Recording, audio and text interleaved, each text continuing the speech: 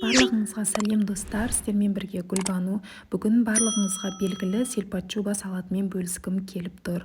Бұл салат әрбір дастарханда болатын жаңа жылдық салат. Соңына дейін видеоны қараңыздар.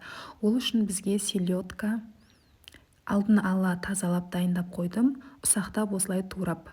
Картошка, сәбіз, жұмыртқа, соленый огурцы, қызылша, майонез, қалауларыңыз бойынша тұз қоссаңыздар да болады.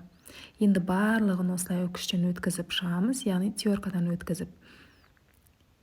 Мендегі картоп, сәбіз, жұмыртқа, қызылшам барлық заттарым алдын ала қайнатылып дайындалған. Міне барлығын осылай үкіштен өткізіп аламыз.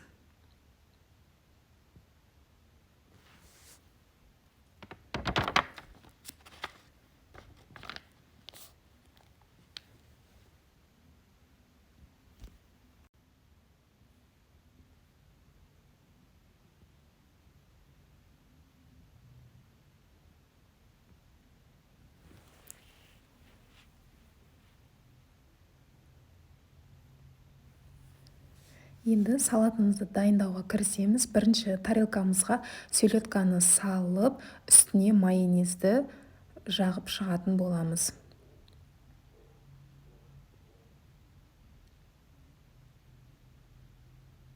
Сосын сәбізді салып шығамыз осылай. Үстіне тағы да майонез сеуіп шығамыз.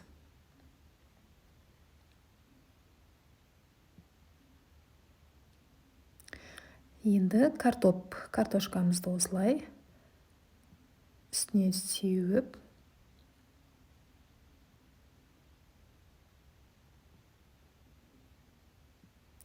тағы да майонезімізді қолданатын боламыз.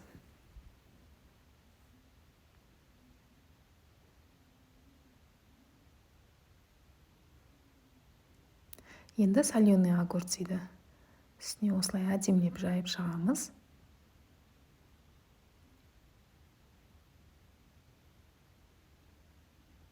Оның үстіне тағы да майонез сеуіп шығамыз.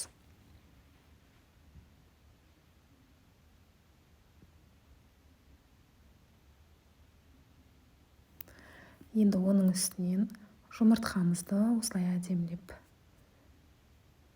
дайындап аламыз.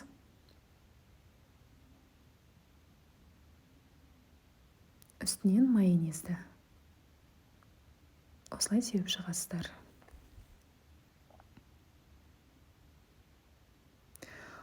Оның үстінен қызылшамызды барлығын осылай жайып, теп-тегіс етіп, әдемілеп ретке келтіріп аламыз.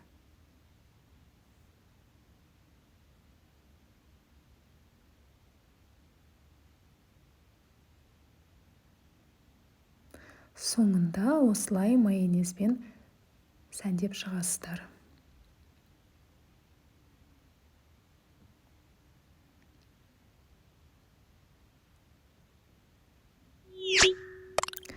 Ал ас болсын достар, менің каналыма тіркеліп, маған қолдау білдіріп, лайк басып, пікір қалдыруды ұмытпаңыздар. Алдағы уақытта сіздермен түрлі үйдегі бар заттармен дайындалатын жеңіл рецептілермен бөлісіп отырамын күнделікті. Міне бізде осындай салат дайын болды. Барлықтарыңызға